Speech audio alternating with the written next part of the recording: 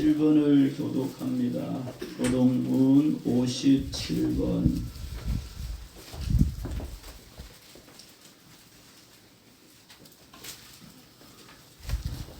여호와여, 내가 깊은 곳에서 주께 부르짖었나이다.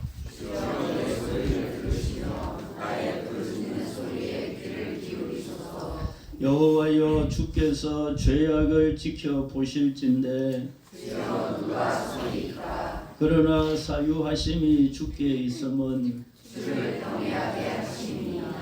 나 곧 내 영혼은 여호와를 기다리며 파수꾼이 아침을 기다림보다 내 영혼이 주를 더 기다리나니 참으로 파수꾼이 아침을 기다림보다 더하다. 이스라엘아, 여호와를 바랄지어다. 여호와께서는 인자하심과 풍성한 속량이 있습니다. 그가 이스라엘을 그의 모든 죄악에서 속량하시리로다. 아멘. 편집사님께서 기도하시겠습니다.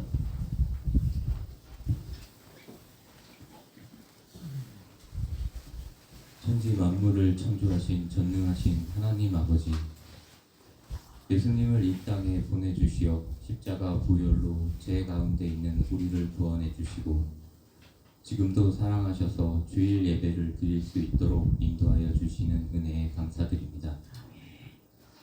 지난 주간에는 설날 명절로 가족과 친지를 즐겁게 만나서 서로의 안부를 살피고 주님께서 허락하신 풍성한 사랑을 나누고 섬길 수 있었던 것도 주님의 은혜임을 믿습니다. 우리는 연약하고 부족하지만 언제나 인자하신 도우심으로 붙들어 주셨고 때로는 주님의 뜻을 따르지 못하고 세상의 욕심에 흔들리던 순간에도 새롭게 하시는 말씀으로 더욱 담대하게 믿음을 지키며 살도록 도우시는 하나님의 인도하심에 감사합니다.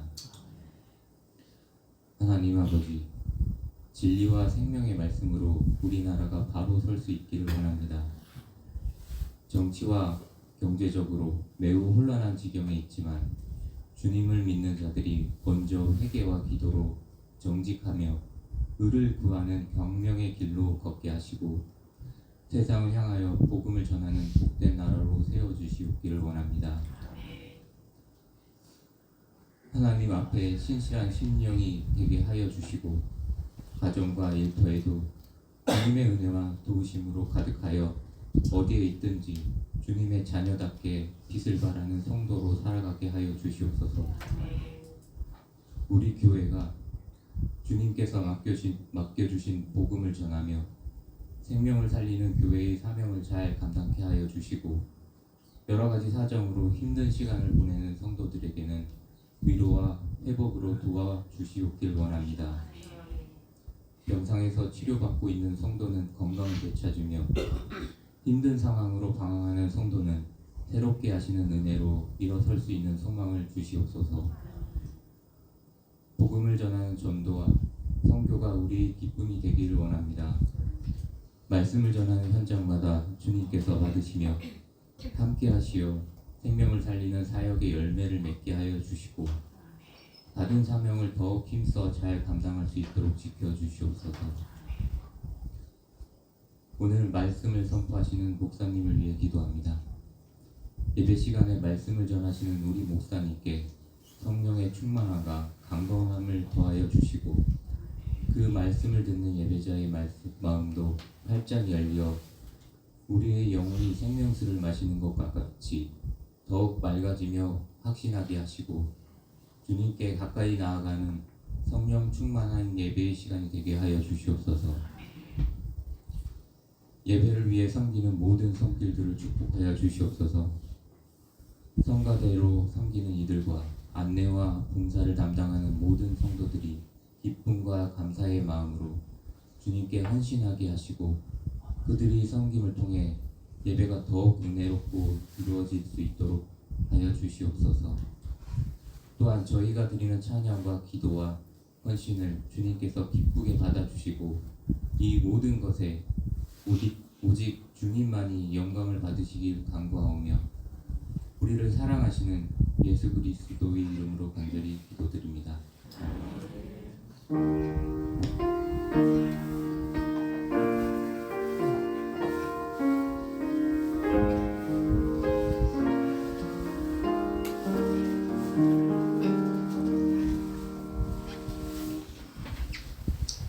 하나님 말씀은 민수기 2장 말씀 봅니다.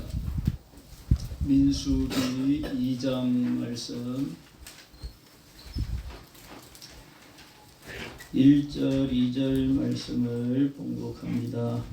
여호와께서 모세와 아론에게 말씀하여 이르시되 이스라엘 자손은 각각 자기의 진영의 군기와 자기의 조상의 가문의 기호 곁에 진을 치되 회막을 향하여 사방으로 치라.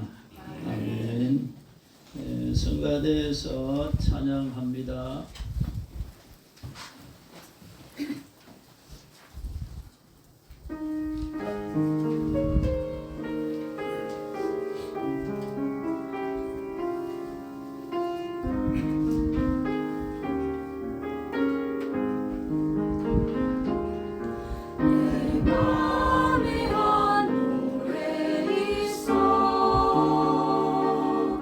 나 즐겁게 늘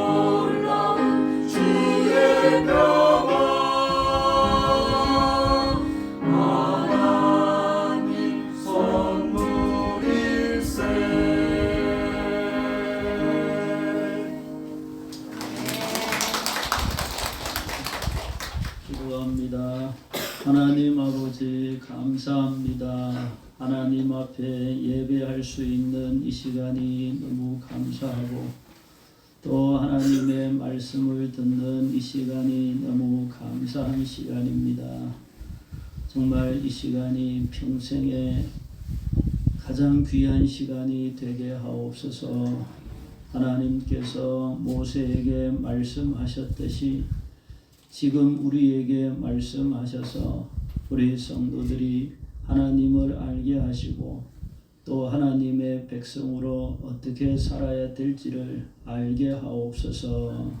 예수님 이름으로 기도드리옵나이다. 아멘.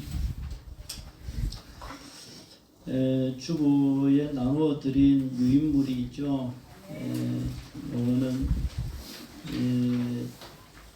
지난주에 설교한 것을 날짜별로 조금씩 더 잘 정리한 거고, 그리고 밑에 이제 성경의 유래에 대한 거는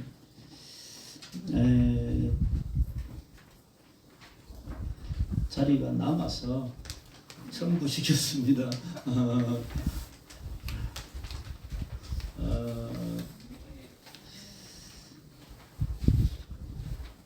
성경의 유래를 밑에 보면 그 원문이라고 말하는 거는 우리가 이제 모세 오경이라고 하면 모세가 기록한 거다 이렇게 되잖아요. 그러면은 모세가 기록한 그 책이 지금 남아 있느냐? 안 남아 있죠. 모세가 직접 기록한 것을 원문이라고 이야기를 하는 거죠. 그리고 이제 그 다음부터 이제 모세가 죽고 그 다음부터 내려오는 이제 모세 오경은 다 복사본인 거죠. 사본이라고 이야기합니다. 지금은 우리가 이제 인쇄를 하잖아요. 근데 옛날에는 어떻게 복사를 합니까? 손으로 쓰는 거죠. 손으로 일일이 다 써야지 그 다음에 이제 뺏겨지고 이렇게 되는 거잖아요. 그렇게 해서 이제 내려오는 것입니다. 그 외에 나머지도 다 마찬가지입니다.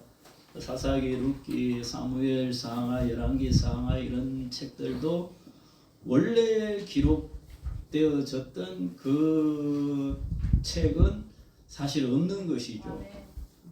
처음에 기록했던 책, 그거는 원문이라고 그러는 거죠. 그래서 성경의 원문 자체는 없는 것이에요. 처음 기록했던 사람들의 첫 번째 책. 근데 이제 그럼 어떻게 이렇게 다 남아 있느냐? 성경을 계속 뺏겨서 이렇게 내려오는 것이죠. 근데 그게 이제 그 뺏기는 과정에서 유대인들의 그 성경에 대한 경외심, 하나님에 대한 경외심, 하나님 말씀에 대한 경외심이 이 성경을 뺏길 때에 조금이라도 뭔가 잘못된 게 있으면 다시 쓰는 그 정도로 아주 그 성경을 뺏겼을 때는 아주 이 경외심을 가지고 성경을 뺏겨 쓴 것이에요. 그래서 그러다 보니까 이제 나중에는 이제 발견되는 것이 이제 사본이죠, 사본. 사본이 이렇게 발견되는데, 어쨌든 그 지난주에 말씀드렸던 70인역 성경이 번역본 중에서는 첫 번째, 70인역은 어느 성경에서 어느 성경으로 번역된 거라 그랬어요. 처음 히브리어 성경에서 헬라어 성경으로 번역이 됩니다. 헬라어는 그리스어입니다. 그리스 알렉산더 대왕이 이제 헬라 제국이라고 그러죠. 알렉산더 대왕이 그리스 사람이에요. 그래서 헬라어를 퍼뜨려서 그래서 보편적으로 당시에는 헬라어를 많이 사용해서 헬라어 성경으로 첫 번째 번역을 한 것이에요. 그리고 처음에는 모세 오경만 이제 번역이 되었는데 그 후로 한 100년 지나면서 나머지 구약 성경도 다 이제 헬라어로 번역이 되었습니다. 그리고 예수님이 오시고 난 다음에는 신약 성경이 이제 기록이 되죠. 신약 성경이 기록이 된 때는 한 50년부터 95년까지, 왜냐하면 요한계시록이 95년경에 기록이 된 책입니다. 그래서 신약 성경이 있고, 그 다음에 그 90년 얌리아 회의는 뭐냐면 70년에 예루살렘이 멸망을 합니다. 로마에 의해서. 왜냐하면 이스라엘이 로마의 대적을 반란을 한 것이죠. 이스라엘이 로마에 반란을 했다가 무차별 진압을 당한 것이에요. 그럴 수밖에 없죠. 이스라엘 조그만 나라가 뭐 반란해봤자죠. 로마가 군대를 끌고 와갖고 그냥 확 그냥, 그래서 70년에 완전히 다 폐허가 되고 망하는데, 그 중에 이제 이 유대의 그 이제 랍비 중에 이름은 생각 안 나는데, 그 양반이 이제 로마 장군에게 찾아가서 그래도 우리 다 죽이지 말고 좀 몇 명만 이렇게 좀 살려달라고 이렇게 사정해갖고, 그래서 얌리아라고 하는 곳에 유대 랍비들이 이렇게 이제 좀 이렇게 겨우 살게 된 거예요. 근데 거기서 이제 유대 랍비들이 이 회의를 해서 구약 성경을 지금 우리가 가지고 있는 39권 구약 성경을 이제 공식적으로 정경으로 공인을 한 것이에요. 그리고 이제 후에 이제 로마가 사용하는 언어는 라틴어입니다. 로마가 사용하는 언어를 라틴어라고 합니다. 그래서 그 후에는 로마 제국이 이제 전 유럽을 다 휩쓸잖아요. 그러니까 성경은 헬라어로 돼 있잖아요. 그 헬라어로 돼 있는 성경을 라틴어로 번역한 사람이 제롬이라고 하는 사람입니다. 이 사람이 이 386년에 70인역을 라틴어로 번역을 하고 이거를 불가타 역이다라고 그렇게 부릅니다.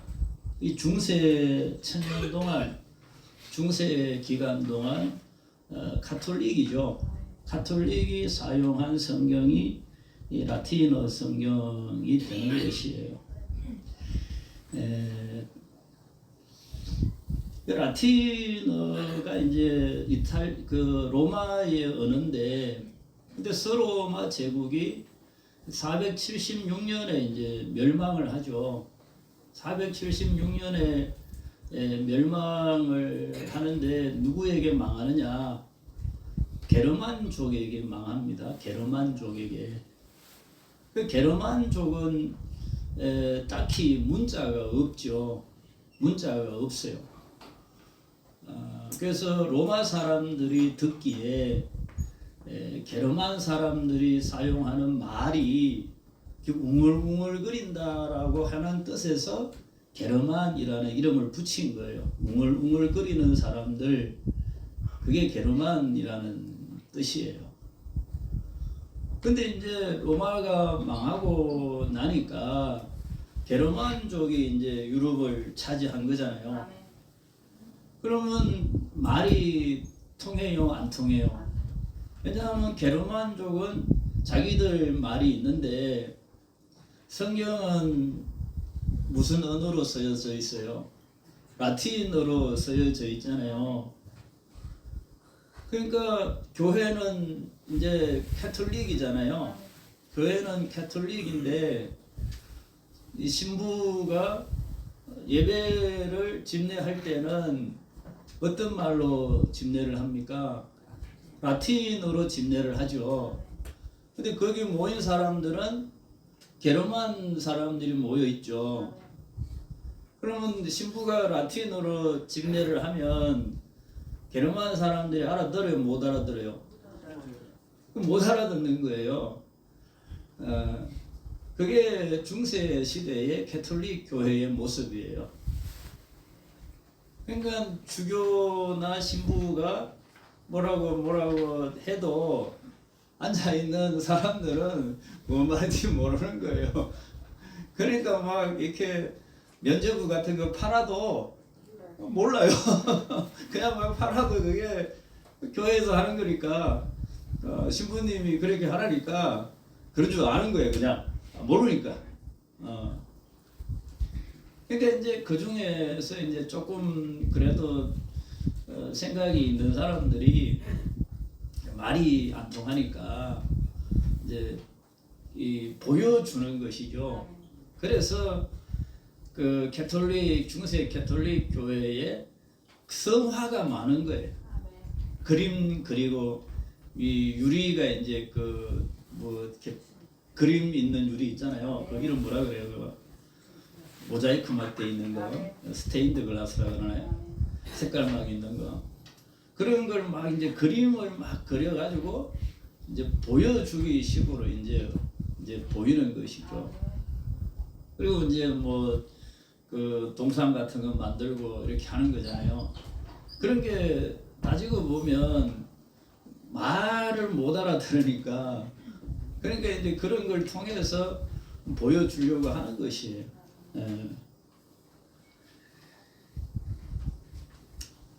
그러다가 이제 그 중세 이제 거의 끝나갈 무렵 좀 되면 성경을 번역해야 되겠다. 이제 그 르네상스라 그러죠.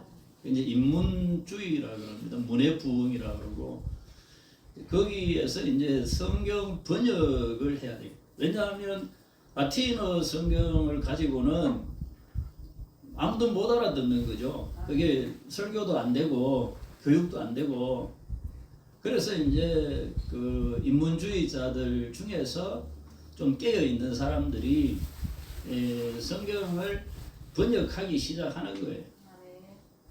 그래서 프랑스어로 이제 번역을 하고 이게 뭐 성경을 번역했다는 게 처음부터 끝까지 번역했다는 게 아니고 마태복음 번역하고 뭐 창세기 번역하고 처음에는 그런 식으로 번역합니다. 우리나라 한글도 마찬가지죠. 우리 한글 성경이 들어올 때도 이게 한 권으로 다 번역해서 한꺼번에 들어온 게 아니고 쪽복음이라 그래서 이게 조금씩 번역이 돼가지고 들어오는 거거든요. 그러니까 초창기의 번역은 프랑스어나 영어나 이런 식으로 해갖고 조금씩 이제 번역이 되는 것이 그래서 이거를 1199년에 교황 이노센트 3세가 성경 번역을 금지하는 칙령을 내리기도 합니다. 그래서 이제 이후에 번역을 하는 거는 이제 불법이 되는 거죠. 교황이 금지를 시킨 거니까. 그래서 이후에 성경을 번역하다가 죽은 사람들이 이제 생겨나는 것이죠. 이제 그러다가 이제 그 1228년에 우리가 지금 몇 장 이렇게 보잖아요. 이거를 처음 만든 사람이 스티븐 랭턴이라고 하는 영국의 주교가 이 지금 우리가 몇 장이라고 하는 이 장을 구분한 사람이 스티븐 랭턴이라고 하는 주교입니다. 1228년에 이 장이 구현된 거죠. 처음에는 이렇게 장이나 절이 없었어요. 그냥 쭉 연결되어 있는 책이죠. 그리고 1522년에 루트가 독일어 신약 성경을 번역하고 그 다음에 이제 한 10년 걸려서 구약 성경도 독일어로 번역이 됐어요. 신약 성경은 루트 혼자서 번역을 했는데 구약 성경은 좀 더 객관성과 정확성을 기하기 위해서 루터가 성경 번역위원회를 만들어 가지고 구약 성경을 독일어로 번역을 했습니다. 근데 이게 굉장히 획기적인 것이죠. 왜냐하면 이 일로 인해 가지고 모든 거의 독일 지역에 있는 거의 모든 사람들이 성경을 직접 읽게 된 거죠. 예. 그러니까 영어 성경도 그 이전에 이제 전체는 아니지만 다양하게 이제 번역이 되었습니다. 그러니까 영어 성경이 번역되고 프랑스어 성경도 번역되고 독일어 성경도 번역되고 이러다 보니까 그 이전에는 성경을 모르던 사람들이 성경을 막 다 알게 된 거예요. 그러면은 가톨릭 교회에 가면 가톨릭 신부들이 뭐라고 하는 게 모를 때에는 긴가보다 하고 그냥 들었는데 근데 알고 나니까 그게 이제 저 뻥이네 이렇게 된 거예요. 저거 잘못됐네 이렇게 된 거예요. 그래가지고 이제 종교 개혁이 일어나는 것이. 예. 그동안에는 모르고 들었는데 이제 알고 보니까 쟤네들이 하는 말이 다 이게 잘못됐구나 이렇게 된 거죠. 그래서 이제 종교 개혁이 돼 가지고 모든 성도들이 다 이제 성경을 이제 보고 듣고 배우고 알게 된 거죠. 그러니까 개신교회의 제일 큰 업적이라고 하면 성경을 이 신자들에게 돌려준 거예요. 그 이전의 가톨릭은 그냥 신부들의 책이에요. 성직자의 책이에요. 성도들은 성경도 없고 왜냐하면 읽을 수도 없지만은 워낙 비싸서 살 수도 없어요. 워낙 비싸가지고. 그러니까 교회는 다니는데 성경은 모르고 가톨릭 교인들이에요. 그래서 근데 이제 개신교회가 이제 성경을 번역해가지고 성도들에게 인쇄술이 발달하지 그때 독일에서 이제 인쇄기가 나오가지고 해가지고 이제 막 루터가 번역했을 때는 인쇄술이 발달해가지고 번역된 성경을 막 몇 천부 몇만 부씩 찍어가지고 막 배포를 하는 거예요. 막을 수가 없죠. 만약에 인쇄술이 발달 안 됐으면은 아마 어려웠을 거예요. 근데 그렇게 된 것입니다. 그렇게 돼서 이렇게 성경을 가르치고 성경을 배우고 성경을 알게 하자는 것이 이 개신교회의 하나의 이 이슈이기도 하고 슬로건이기도 하죠. 그래서 성경으로 돌아가자. 이렇게 돼 성경으로 돌아가자. 그럼 개신교를 믿는 성도들은 뭐가 제일 중요한 거예요? 말씀이 제일 중요하게 되죠. 그런 것이에요.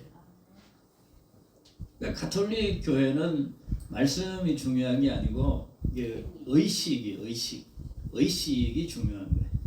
이렇게. 지금도 좀 그런 면이 있죠. 개신교회는 말씀이 중요하고 가톨릭 교회는 이런 의식이 중요한 것이에요. 이해가 됐습니까?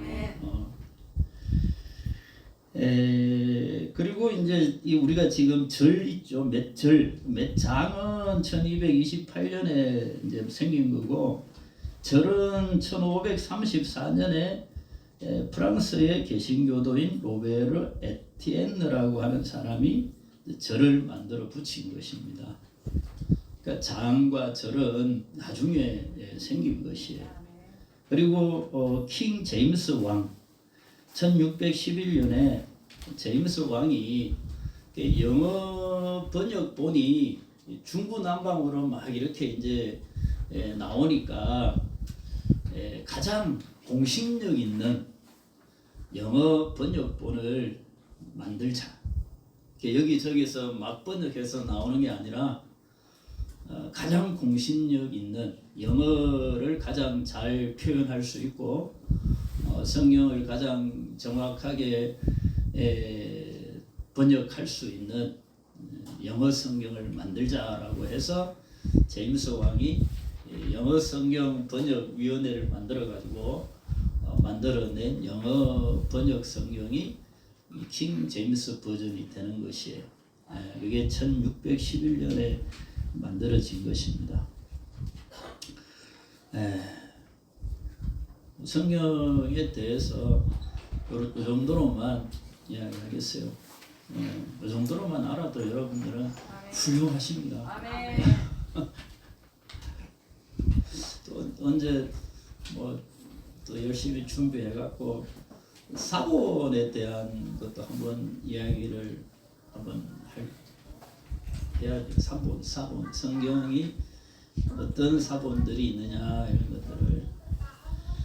자, 여기까지 유인물을 여러분들이 잘 간수하시고 정리하시고 오늘 말씀을 봅니다.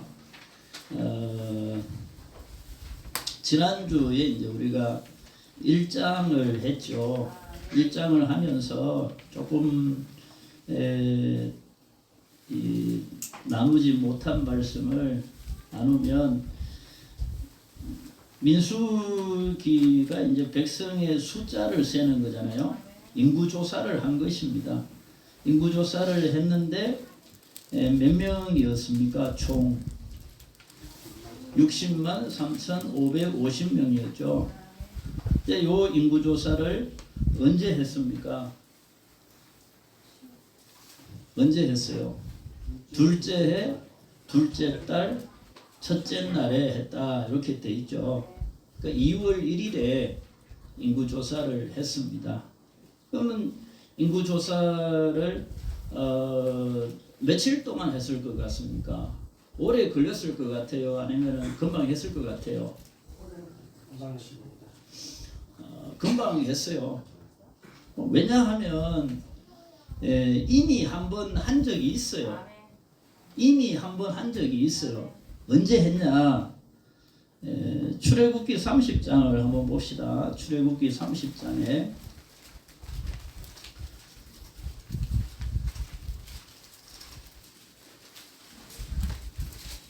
출애굽기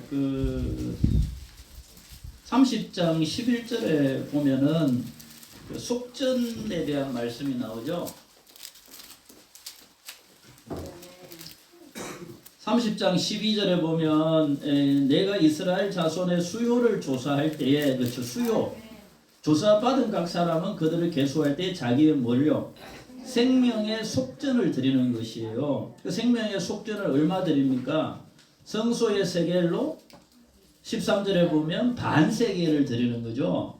그죠? 성소의 세겔로 반 세겔을 드립니다. 그리고 숫자는 14절에 보면 계수 중에 드는 모든 자 곧 몇 살부터 20살 이상 된 자가 여호와께 드리라 이렇게 돼 있죠. 그리고 15절에 보면은 부자라고 반 세겔을 더 내지 말고 가난한 자라고 덜 내지 말고 이렇게 돼 있죠. 요 생명의 속전에 대한 거를 했을까요? 안 했을까요? 또 하고 넘어왔죠. 하고 넘어왔어요. 요 때에 이미 한번 20세 이상의 숫자를 계수를 한 적이 있어요. 그렇죠. 그러니까 민수기 다시 1장에 돌아와 가지고 민수기 1장 3절에 보면 몇 살부터 계수하라고 되어 있어요? 20세 이상 싸움에 나갈 만한 모든 자 이렇게 이제 돼 있죠. 그러니까 아까 출애굽기 30장에 속전을 계수하기 위해서 숫자를 한번 센 적이 있잖아요. 그러니까 두 번째 세는 게 되는 것이죠. 그러니까 쉽죠. 그리고 이 숫자를 어떻게 셌겠어요? 기준. 이거는 출애굽기 18장에 보면 이스라엘의 숫자 이렇게 뭐 재판하고 막 이럴 때에 그 모세가 이제 10부장, 50부장, 100부장, 1000부장을 세웠잖아요. 그 10부장은 10가구를 담당하는 사람. 그럼 10부장이 5명을 맡은 사람이 50부장이 되는 거죠. 50부장 2를 맡은 사람이 100부장이 되고 100부장 10을 맡은 사람이 1000부장이 되는 거죠. 그러면은 1000부장의 10을 맡으면은 몇 명이 돼요? 10,000명이 되는 거죠. 그러니까 이스라엘 지파별로 계산하면 거의 뭐 한 40,000명, 50,000명, 60,000명 이렇게 되는 거잖아요. 그러니까 만부장이 하나 있으면 이제 천부장이 10명이 있는 거잖아요. 그럼 30,000명이면 만부장이 3명 있으면 되는 거잖아요. 그러니까 이게 계산이 금방금방 되게 돼 있죠. 10부장만 잘 조사하면 50부장한테 이야기하고 50부장은 100부장한테 이야기하고 100부장은 1000부장한테 이야기하고 1000부장은 지휘관한테 이야기하면 되니까. 그렇죠. 그렇게 하면 뭐 금방금방 이것도 한번 해놓은 게 있으니까 한번 해놓은 게 있으니까 뭐 이제 죽은 사람만 조사하면 되죠. 그 사이에 뭐 새로 20살 된 사람 그렇게 해갖고 조사만 하면 되니까. 그러니까 얼마 한 하루 이틀이면은 아마 다 됐을 거라고 볼 수 있어요. 그리고 여기서 이제 기준을 왜 20세 이상으로 싸움에 나갈 사람이라고 정하느냐. 싸움에 나간다라고 하는 것은 군인이라는 이야기입니다. 군대죠, 군대. 이 민수기의 숫자의 의미는 군대를 조직하는 것이에요. 왜 군대로 편성하느냐라고 하면 이거는 가나안 땅까지 가는 길이 그 여정이 이 군대가 행진하는 여정과 같은 것이에요. 그리고 중간중간에 적들과 싸워야 되기도 하고 그렇죠. 그리고 또 가나안 땅에 들어가서도 가나안 땅을 점령을 해야 되는 것이잖아요. 그러니까 20세 이상 싸움에 나갈 만한 자들로 숫자를 헤아리라 하고 그렇게 말씀하는 것입니다. 그러니까 하나님의 군대가 되는 것이죠. 근데 이게 신약 교회도 마찬가지입니다. 우리도 군병이라 그러죠. 군대. 우리도 하나님의 군대로 부름받은 것이에요. 왜냐하면 우리도 지금 이렇게 이 부름받아서 이 세상을 살아가는데 광야 같은 세상을 살아가는 것이죠. 사도행전 7장을 한번 보십시다. 사도행전 7장에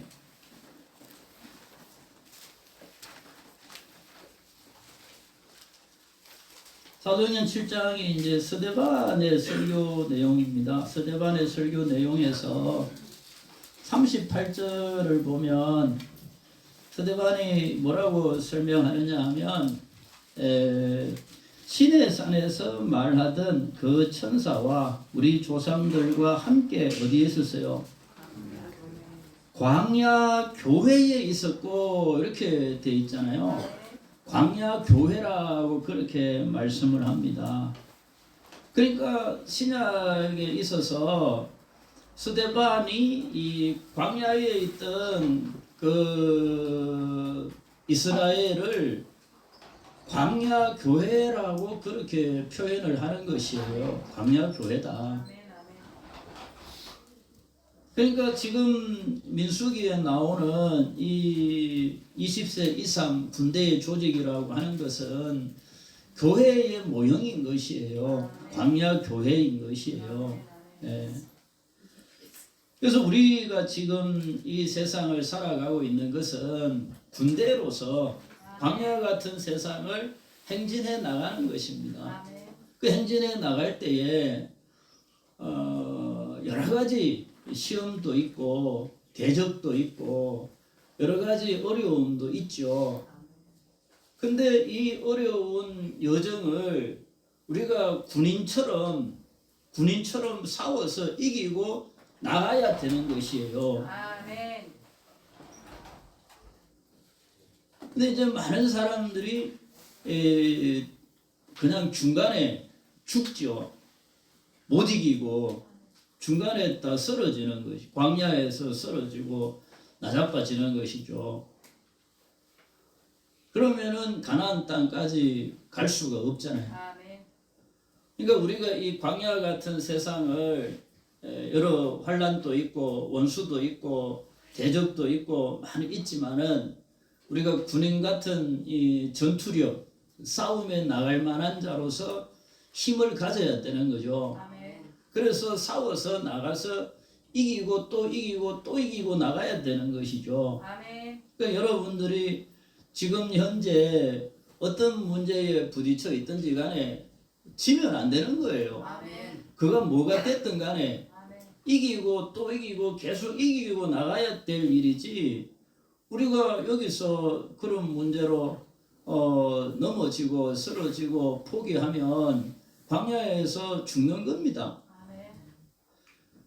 그래서 20세 이상이라고 돼 있는 거는 장성한 그리스도인을 의미하는 것이에요.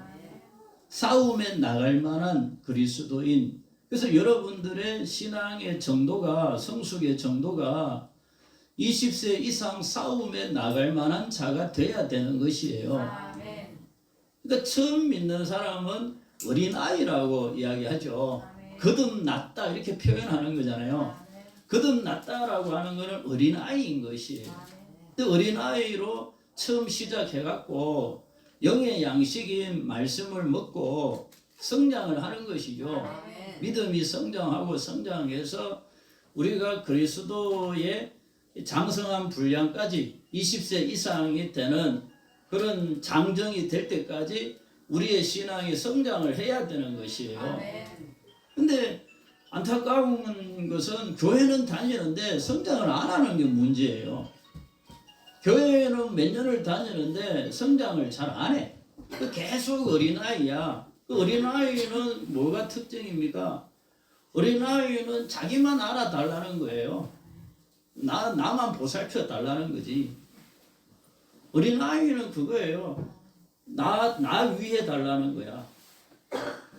여러분들 마음속에 아직도 나 위해 주세요라는 마음이 있고, 나 안 위해 준다고 뭐 섭섭하다 이런 마음이 있으면 어린아이인 것이에요. 아멘. 그 어린아이거든요. 날 위해 주세요. 날 뭐 주고, 내 거 챙겨주고, 나하고 놀아주고, 나를 위해 주고, 그 어린아이인 것이에요. 아멘. 장성한 거는 뭐가 장성한 거예요? 나를 위하는 게 아니에요. 이제는 엄마 아빠를 위해서, 아멘. 가족을 위해서, 내 누구를 위해서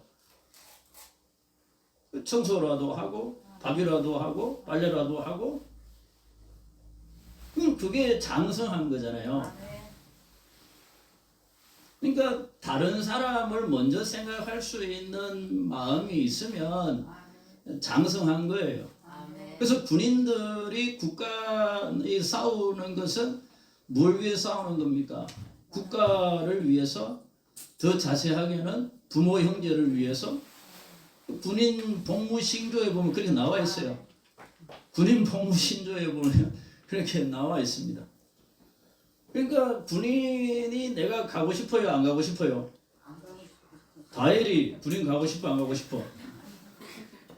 그런데 가야 되잖아. 근데 왜 가냐? 20세 이상 되면 군인을 가는 이유가 이제는 장성했다 이거예요. 아멘. 이제는 국가를 위해서, 부모 형제를 위해서 싸울 수 있어야 된다. 아멘. 그런 기준인 거죠. 아멘. 신앙도 똑같은 것이에요. 20세 이상 싸움에 나갈 만한 성도라고 하는 것은, 그런 마인드를 가진 사람은 20세 이상 싸움에 나갈 만한 사람인 것이고, 뭐 아무리 뭐 교회를 오래 다녀도 나 봐주세요. 맨날 나야 나 챙겨주시고, 나 위해 주시고, 나 해주세요. 그럼 뭐 나 안 알아준다고 맨날 삐지고 하고 이러면은 애기야 애기. 아멘. 그런 것이에요. 아멘. 그래서 여러분들이 여러분 스스로를 잘 판단하고 평가해서, 내가 어린아이 같다면 영의 말씀을 잘 먹고 잘 성장해서 20세 이상 싸움에 나갈 만한 그리스도인 군대가 되시기를 바랍니다. 아멘. 그리고 2장에 와서 이제 그 하나님께서 모세에게 이제 말씀하시잖아요. 하나님께서 모세에게 말씀을 하시는데, 진을 칠 때에 회막을 향해서 사방으로 치라 이렇게 말합니다. 회막이 이제 성막이잖아요, 그죠? 그러니까 성막이 가운데 딱 있고 그 다음에 동서남북으로 진을 치라고 이렇게 되어 있습니다. 그래서 지난주에 나누어준 유인물에 보면 동쪽에 어느 지파, 서쪽에 어느 지파 다 이렇게 이제 적어놨죠. 동쪽에는 제일 먼저 누가 있어요? 모세와 아론의 아들들이 제일 먼저 있습니다. 이제 제사장이 먼저 이렇게 레위 지파 제사장이 남쪽에는 고핫의 후손들, 또 서쪽에는 게르손의 후손들, 북쪽에는 머라리의 후손들 이렇게 되어 있습니다. 이게 이제 동서남북 이렇게 이제 되어 있는 것이에요. 그리고 동쪽에 그 뒤로 가가지고 유다 지파, 이사갈 지파, 스불론 지파가 있고 남쪽에는 르우벤, 시몬, 갓 지파, 서쪽에는 에브라임, 므낫세, 베냐민 지파, 북쪽에는 단 지파, 아셀 지파, 납달리 지파 이렇게가 이제 동서남북으로 이 성막을 가운데 놓고 동서남북 이렇게 진을 치는 것이에요. 그러니까 1차적으로는 모세와 아론이 동쪽에 먼저 있고 그 다음에 레위 지파, 고핫, 게르손, 머라리 이렇게가 있고 그 뒤로 세 지파씩 이렇게 이제 편을 이렇게 나눠서 치는 것이죠. 그러니까 성막을 중심으로 이 진을 치라고 하는 목적은 성막이 중심이 돼야 된다는 것이에요. 성막이 중심이 된다는 것은 하나님이 중심이 돼야 된다 그 말이죠. 성막 자체가 중요한 게 아니죠. 거기에 뭐가 있습니까? 거기에 하나님이 임재하심이 있는 거죠. 하나님의 불기둥과 구름기둥이 그 위에 있는 거잖아요. 그래서 우리가 인생을 살면서도 뭐가 중심이 돼야 되느냐? 하나님이 중심이 돼야 되는 것이에요. 그러니까 구약에는 성막이 중심이었다면 신약은 뭐예요? 교회가 되는 것이에요. 교회가. 그래서 우리가 살아가는 모든 생활 환경에 있어서 뭘 중심으로 내가 사는 것이에요? 교회를 중심으로 사는 것이에요. 이제 구약에서는 성막이 중심인데 구약의 하나님을 섬기는 방식은 제사 중심이잖아요. 성막에서 제사 중심으로 하나님을 섬기는 거지만 신약에서는 교회에서 뭘 중심으로? 말씀을 중심으로 하나님과 교통하는 것이에요. 그러니까 구약은 제사 중심이고 신약은 말씀 중심이 되는 것이에요. 그래서 여러분들이 신앙생활을 함에 있어서 뭐가 중심이냐? 말씀이 중심이 돼야 된다고 하는 것이 교회가 중심이고. 왜냐하면 여러분들이 말씀을 들으려면은 교회를 와야 되는 거잖아요. 교회에서 말씀을 듣는 거잖아요. 그래서 여러분들의 신앙이 이 교회 중심인데 그 중에서도 말씀이 제일 중요한 것이 돼야 되는 것이에요. 그 다음에 3절부터 동쪽에 해돋는 쪽에 진칠자는 그 진영별로 유다와 그의 진영의 군기에 속한 자라. 유다 자손의 지휘관은 아미나답의 아들 나손이요 그의 군대로 계수된 자는 74,600명이며 그 곁에 진칠자는 이사갈 지파라. 이사갈 자손의 지휘관은 수알의 아들 너다넬이요 그의 군대로 계수된 자는 54,400명이라. 그리고 서불론 지파라. 서불론 자손의 지휘관은 엘론의 아들 엘리압이요 그의 군대로 계수된 자가 57,400명이니 유다 진영에 속한 군대로 계수된 군리의 총계는 186,400명이라. 그들은 제1대로 행진할지니라. 이렇게 되어 있죠. 그러니까 세 지파를 합쳐가지고 186,400명이다 이렇게 말하는 것입니다. 남쪽에는 르우벤 군대 진영의 군대가 있을 것이라. 르우벤 자손의 지휘관은 스데울의 아들 엘리수리요 그의 군대로 계수된 자가 46,500명이며 그 곁에 진친 자는 시몬 지파라. 시몬 자손의 지휘관은 수리사대 아들 솔루미엘이요 그의 군대로 계수된 자가 59,300명이며 또 갓 지파라. 갓 자손의 지휘관은 로웰의 아들 엘리아삽이요 그의 군대로 계수된 자가 45,650명이니 르우벤 진영에 속하여 계수된 군인의 총계는 151,450명이나. 그들은 제2대로 행진할지니라. 여기 되어 있습니다. 서쪽 18절에 17절 그 다음에 회막이 레위인의 진영과 함께 모든 진영의 중앙에 있어 행진하되 그들의 진친 순서대로 각 사람은 자기 위치에서 자기들의 길을 따라 앞으로 행진할지니라. 여기 보면 이제 행진하고 기 이런 게 나오잖아요. 유다가 이제 그 대표잖아요. 유다 지파는 깃발의 상징이 사자예요, 사자. 그리고 그 다음에 이제 르우벤 지파가 이제 르우벤 지파의 깃발의 상징은 사람 모양이에요, 사람 모양. 그리고 에브라임 지파의 깃발의 상징은 소입니다, 소. 그리고 단 지파는 독수리가 되는 것이에요. 이게 이제 왜 이렇게 되느냐면 창세기 49장에 보면 야곱의 유언이 있어요. 야곱의 유언에서 야곱의 12아들을 축복해주는 장면이 있죠. 거기에서 유다는 사자새끼라 이렇게 돼 있고 단 지파는 뱀이라고 돼 있어요. 근데 뱀은 별로 안 좋은 거니까 뱀의 천적인 독수리를 깃발로 넣어놓은 것입니다. 에브라임 지파는 요셉 지파잖아요. 요셉 지파는 소죠, 소. 그 소는 그 바로가 꾼 꿈에 소가 나오죠. 그런 의미들을 가지고 있어요.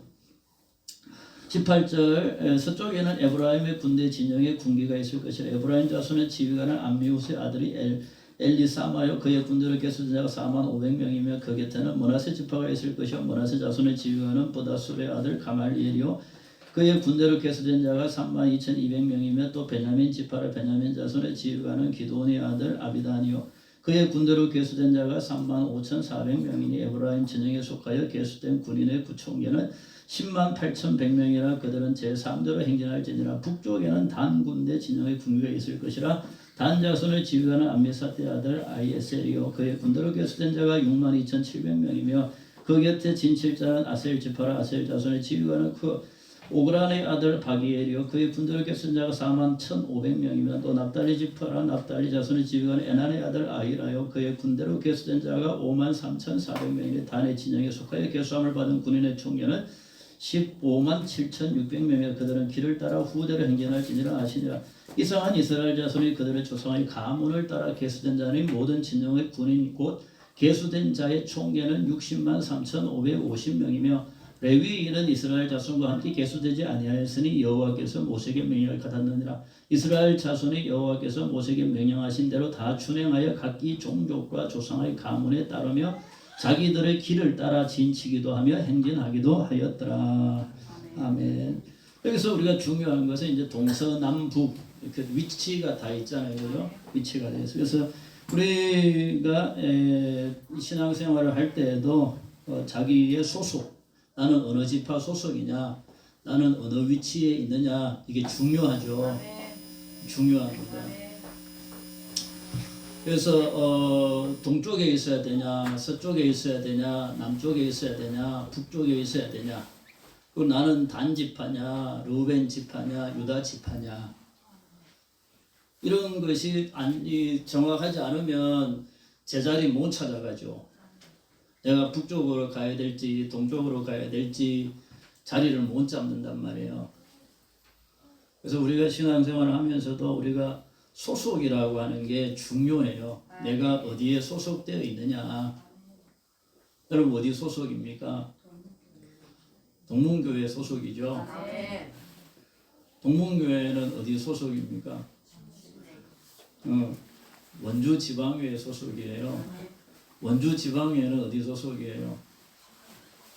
기독교 한국 침례회 소속입니다.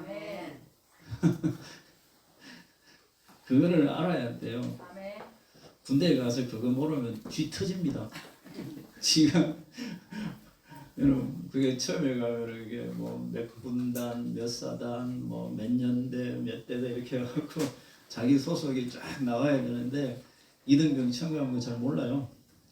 몇 대 맞고 나면 이제 정신 몇 대 쥐어 터지고 나면 개새끼 소새끼 몇 소리 듣고 나면 이제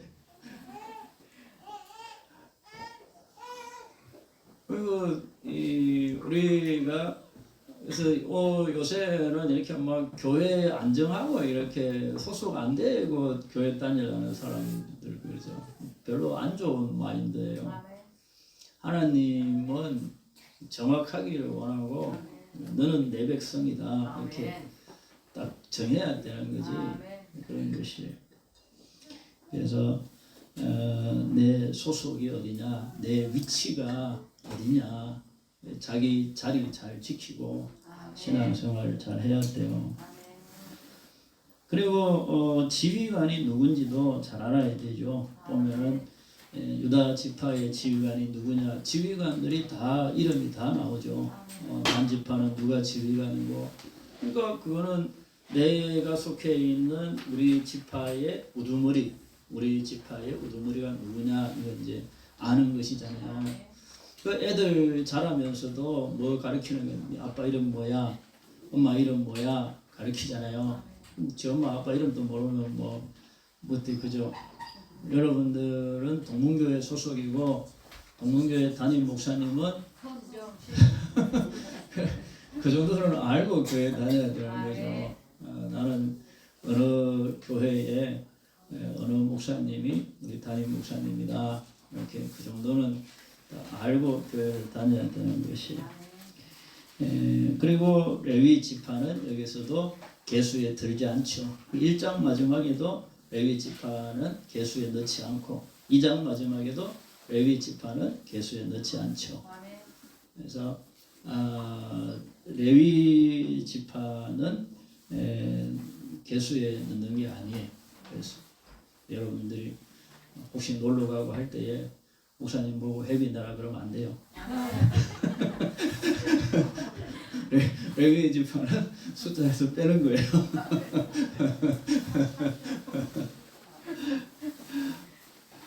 어쨌든 하나님의 군대로서 소속과 위치가 정확해서 20세 이상 싸움에 나갈 만한 정말 이 용사, 군인, 그런 강하고 담대한 성도들이 되시기를 바랍니다.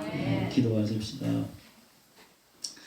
하나님 아버지 감사합니다. 우리 성도들이 하나님의 군대 마나임 같이 20세 이상으로 싸움에 나갈 만한 용맹한 군사들이 되기를 원하옵나이다. 하나님의 말씀으로 충만하고 성령으로 충만하고 하나님의 은혜와 사랑으로 충만해서 어떤 위험과 시험과 원수와 대적들이 앞에 있을지라도 정말 강하고 담대하게 돌파해서 정복하고 이기고 나아가기를 원합니다. 현재의 고난은 장차 나타날 영광과 좋기